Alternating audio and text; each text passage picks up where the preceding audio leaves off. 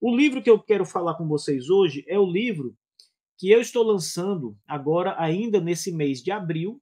Esse livro é um comentário expositivo da Declaração Doutrinária da Convenção Batista Brasileira. A Convenção Batista Brasileira publicou, em 1986, a sua declaração doutrinária, e, na verdade, em 1986, ela foi recebida numa Assembleia Geral da Convenção como a Declaração dos Batistas Brasileiros. A partir daquela data, 1986, em Campo Grande, foi realizada a Assembleia, a Convenção passou a adotar e a requerer de suas igrejas filiadas que elas subscrevessem a Declaração Doutrinária da CBB. A Declaração Doutrinária da CBB tem 19 artigos. Os artigos são pequenos. Nós não estamos falando aqui de uma declaração grande, de uma declaração que como a Confissão de 1689, que é muito extensa. A Declaração Doutrinária é um documento pequeno, é um documento rápido, inclusive. Então, numa breve sentada, você consegue ler os 19 artigos facilmente, em 30 minutos, talvez até menos. Você consegue fazer a leitura integral da Declaração Doutrinária. Mas o que acontece é que, apesar da brevidade da Declaração Doutrinária, ela tem um conteúdo muito bom. Ela tem um conteúdo ortodoxo nas suas doutrinas. Ela é uma declaração de fé que pode ser subscrita integralmente por qualquer batista reformado. E aqui eu já estou esperando aqui alguém comentar dizendo que não, e etc, etc, etc. Hoje eu recebi alguns comentários, né, de pessoas que estavam acompanhando as publicações do CHTB, achando que a declaração doutrinária assim, é uma bola fora, é uma declaração arminiana. E aí, pessoal, é preciso entender que a declaração doutrinária da CBB não é uma declaração arminiana. Olha, mesmo que um pastor batista filiado à CBB ou algum dos diretores da CBB se apresente e diga que a posição teológica, soteriológica da declaração doutrinária da CBB é arminiana, isso é falso. Escutem o que eu estou dizendo. Eu estudei a declaração, eu estudei a origem da declaração, eu estudei os documentos ao qual a declaração foi feita, ela foi baseada, inclusive, em confissões de fé calvinistas. Todas as confissões de fé que a declaração da CBB usa para embasar os seus artigos doutrinários são calvinistas. Então, não há por que se preocupar com a questão doutrinária. O que acontece é que a maioria das pessoas que tem estudado a declaração doutrinária, que tem examinado a declaração doutrinária, tem escorregado em parte da sua linguagem. E, na verdade, a linguagem da declaração doutrinária, nesses pontos específicos em que algumas pessoas escorregam, não é defeituoso. O defeito está na pessoa que está lendo a declaração de maneira errada, equivocada. Eu escrevi aqui nesse livro aqui, meus irmãos, esse livro, Os Batistas Reformados, há um capítulo do livro em que eu vou falar sobre a declaração doutrinária da CBB, e eu vou, de maneira abreviada, esse capítulo aqui. Vejam só, quem tem esse livro, tá? Muita gente adquiriu esse livro. Abre aí no capítulo 6, a declaração doutrinária da CBB e o calvinismo. Vocês vão perceber, porque eu vou explicar, eu vou apontar os artigos e vou discorrer sobre eles e vou mostrar que a declaração doutrinária da CBB está alinhada harmoniosamente com a doutrina calvinista das primeiras confissões de fé batistas. Inclusive, vou citar teólogos renomados como François Turrentine para mostrar a posição do calvinista clássico Turrentine como a mesma posição da declaração doutrinária da CBB. Então, uma leitura equivocada leva a uma impressão errada dessa declaração doutrinária. Então, esse comentário que eu estou preparando, a exposição, o comentário expositivo da declaração doutrinária da CBB, eu vou tirar todas as dúvidas em relação à doutrina.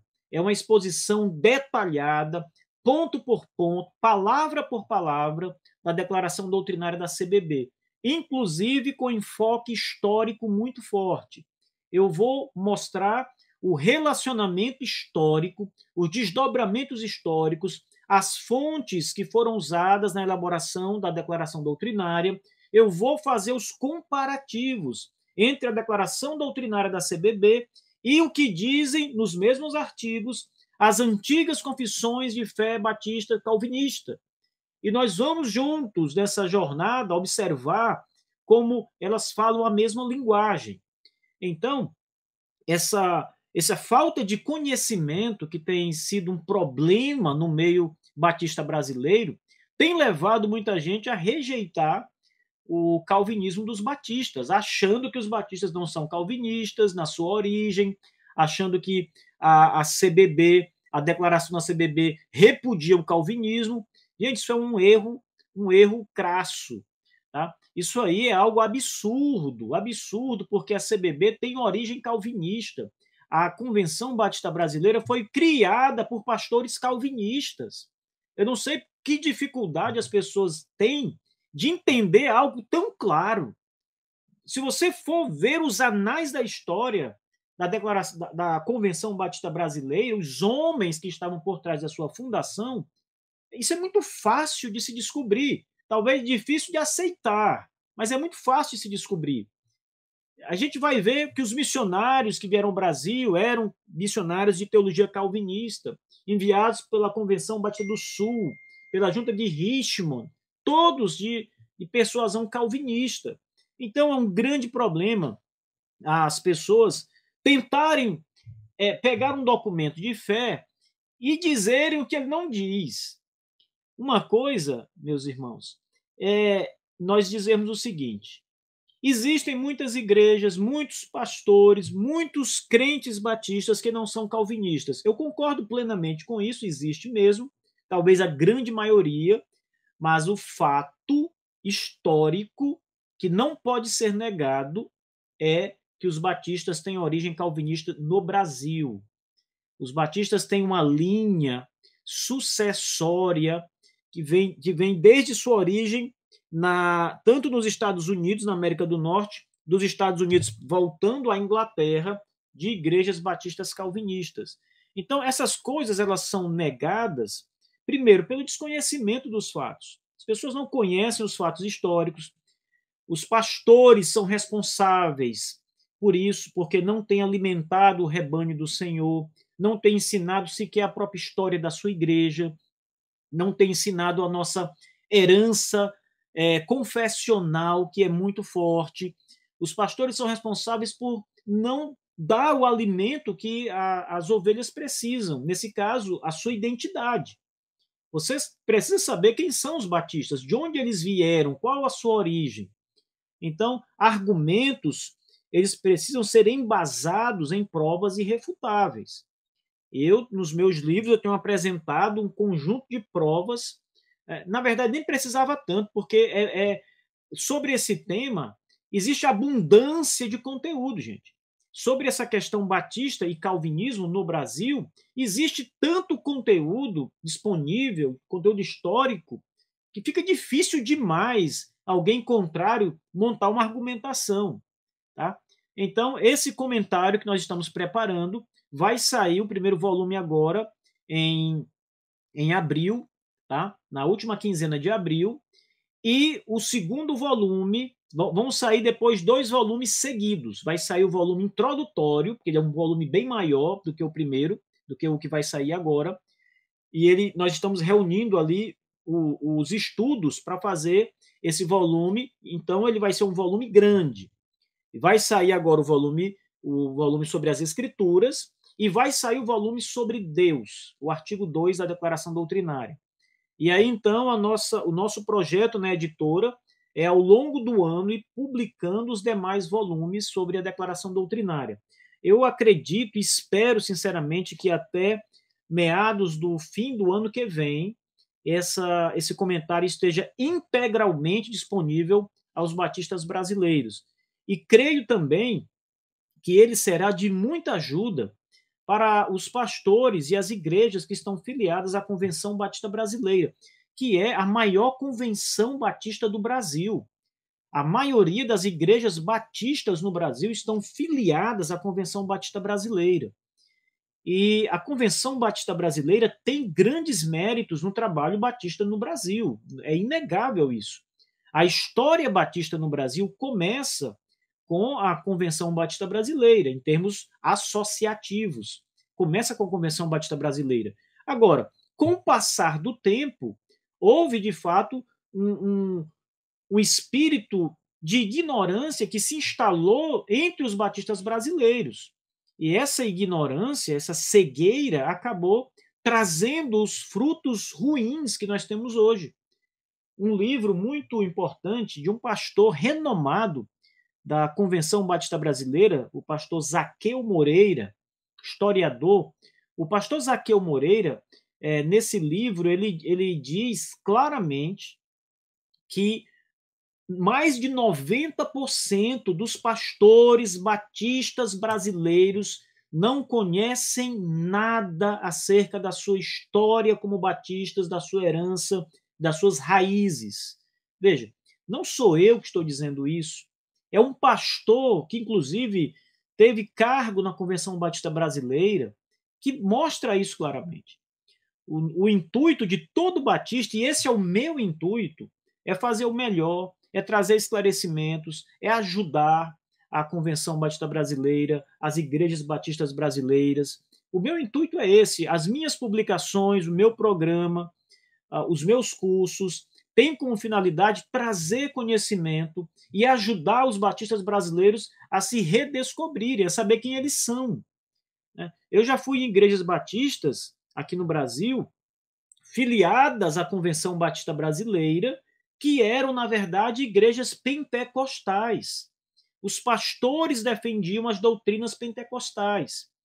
Nós tivemos no Brasil uma ruptura, porque na década de 50 a 60, tivemos uma ruptura entre os batistas da Convenção Batista Brasileira por causa da doutrina pentecostal, do carismatismo. E aí surgiu daí a Convenção Batista Nacional, que acredita na continuidade dos dons carismáticos. Então, esses homens saíram da Convenção Batista Brasileira e a Convenção Batista Brasileira, à época, se pronunciou, deixando claro e não reconhecendo as doutrinas carismáticas como doutrinas confessadas por eles. Ou seja, os batistas não são pentecostais, eles estão dizendo isso. E a declaração doutrinária, ela foi escrita tendo como o principal objetivo esclarecer esse ponto da doutrina em relação ao Espírito Santo. Então, veja, eu vou tratar de todos esses pontos neste livro que está saindo aí. Não vai demorar. Agora, no mês de abril, o primeiro volume já vai estar saindo para você, sobre as Escrituras Sagradas. Pessoal, eu quero pedir a vocês que compartilhem o nosso link dessa live com outras pessoas para que elas tenham acesso a esse conteúdo que vocês estão tendo acesso agora, essas informações importantes que eu estou passando para vocês. Tá? Tem muita gente que até que gostaria, na verdade, de estudar com mais profundidade a declaração doutrinária. Tem muita gente que desejaria ter um material para estudar a declaração doutrinária, mas não tem. No Brasil, saiu 2 comentários sobre a declaração doutrinária. Não são comentários bons. Eu tenho os 2, eu fiz uso dos 2, mas eles não são comentários teológicos. Você percebe que esses comentários que existem, eu acho que nem mais estão em circulação, são livros antigos. Mas a abordagem teológica não é boa. Então, essa é uma tentativa da minha parte, aqui do CHTB, de trazer um livro, né, que ajude a esclarecer as doutrinas batistas que estão na declaração doutrinária da CBB, tá certo? Então, se você que é um batista calvinista, e você tem um pé atrás com a declaração doutrinária, você deve comprar este livro, deve devorá-lo, deve lê-lo. Eu aceito aqui conversar sobre o conteúdo, trazer esclarecimentos. Se você não concordar, nós não vamos brigar por isso, nós vamos tentar nos entender, eu vou me explicar para você, quero ouvir os seus argumentos também. Mas veja, eu posso dizer para vocês que eu estou estudando a declaração doutrinária da CBB desde a época em que eu comecei a estudar com mais profundidade as confissões de fé batistas reformadas. Então, na verdade, a última declaração que eu estudei foi a declaração doutrinária da CBB. E eu só estudei a declaração doutrinária da CBB porque eu tinha a mesma ideia comum de que era uma declaração de fé arminiana. Eu acho que eu falei isso para muita gente no passado. Mas quando eu comecei a estudar, a minha ideia era encontrar os erros da declaração doutrinária, né, e mostrar em que pontos ela estava apontando uma doutrina diferente daquela que os nossos pais batistas da Inglaterra, dos Estados Unidos, haviam confessado. Eu queria encontrar a diferença. O meu pensamento era o seguinte: se os batistas no Brasil vieram de um grupo batista calvinista nos Estados Unidos, o qual grupo veio já da Inglaterra. Então, por que os batistas hoje não são calvinistas? Essa era a ideia. Por que essa declaração doutrinária não é calvinista? Assim eu pensava. Então, eu fui estudá-la com profundidade para tentar encontrar os problemas. Nesse exame mais detalhado, eu percebi, nessa análise teológica, que não há problema nenhum. Não há problema na teologia, na soteriologia. Pelo contrário, a declaração doutrinária, em alguns pontos, ela afirma de maneira tão enfática, ela afirma de maneira tão poderosa as doutrinas da graça de Deus, ou o calvinismo, que eu não entendo como alguém pode olhar para aquela declaração e dizer que ela é outra coisa. Então, gente, comprem esse livro, ele vai sair no formato Kindle na Amazon a partir agora do mês de abril, tá? Tem muita gente que não lê livro no formato digital. Olha, deixa disso, pessoal. Comece a ler, tá? A minha biblioteca aqui do CHTB não tenho mais estante para botar livro de papel. Tá tudo tomado de livro aqui. Então, se você olhar para a minha mesa, deixa eu ver se eu consigo mudar aqui essa câmera rapidamente, mas veja, tá tudo cheio de livro. Em todo lugar você vai ver livro aqui. Então, é muito difícil você manter essa. Deixa eu me ajeitar aqui, pessoal. Então, é muito difícil você manter essa coleção de livros de papel, porque vai chegar um momento que não vai ter mais espaço, né? A sua casa vai virar uma biblioteca inteira. Daqui a uns dias eu estou levando livro para a cozinha, para a sala, porque não tem onde botar aqui. E no meu Kindle, ele não está aqui agora, mas no meu Kindle eu tenho quase 1000 livros, mais de 1000 livros eu acho, ali num aparelho, num dispositivo.